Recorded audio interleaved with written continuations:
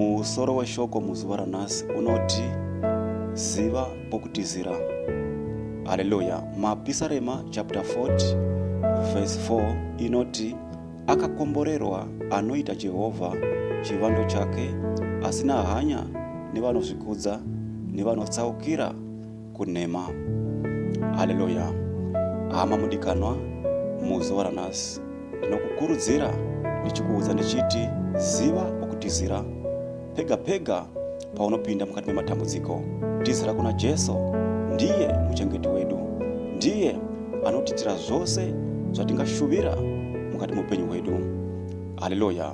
Akakomborerwa anoita Jehovha chivando chake, asina hanya nevanozvikudza nevanotsaukira kunema. Haleluya. Kana uchivimba na Jehovha mukati muupenyu wako, unenge wakaropafadzwa. Kana uchivimba na Jesu, uchimuona sechivando chako, ziva kuti unenge wakaropafadzwa nokuti unenge wakaziva kwokutizira. Haleluya. Vazhinji vedu muupenyu hwatiri kurarama mumazuva ano, tinoramba tichitambudzika, tinoramba tichishushikana nokuda pokuti hatizive kwokutizira. Asi muzuva ranhasi ndiri kukukurudzira ndichiti ziva kwokutizira. Kuna Jesu ndiko kwega paungagona kutizira, ndiko kwega paungagona kupira matambudziko ako ose aungapinda mukati mawo. Haleluya. Mwari wokudenga ngavave ivo chivando chako.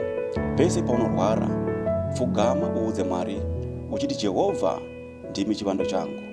Pese paunotambudzika uchishaya basa, pfugama unamate uti Jehovha ndimi chivando changu. Haleluya.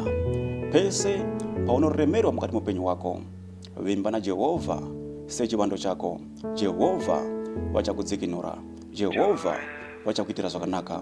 Haleluya. Usaita hanya nevose vangada kukutsausa kuti ubve pamberi paishe wako Jesu Kristu.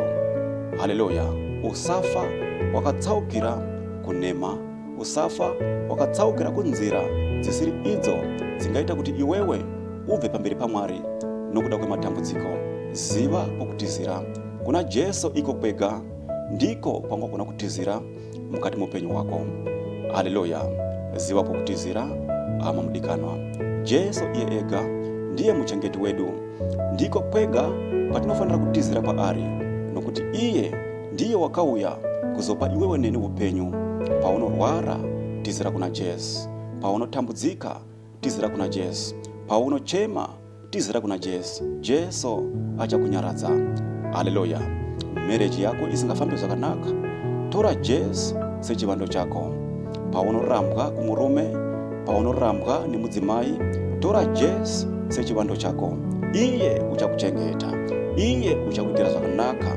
Zvose zvaunoshuva, enda kuna Jesu. Zvose zvaunotsvaga kuti uve nazvo mukati muupenyu wako, tizira kuna Jesu. Uite iye Jesu chivando chako. Muvengi paanokurwisa, iti Jesu ndimi chivando changu.